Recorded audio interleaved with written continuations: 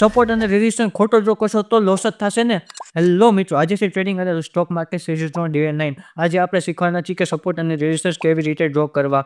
પહેલાં તમારે તમારા ચાર્ટ ઉપર આવી જવાનું અને બ્રશના આઇકન ઉપર ક્લિક કરવાનું. બ્રશના આઇકન ઉપર ક્લિક કરશો તો તમને એક રેક્ટેંગલનો ઓપ્શન આવશે, એના ઉપર ક્લિક કરવાનું. આનાથી તમે સપોર્ટ અને રેઝિસ્ટન્સ ડ્રો કરી શકશો.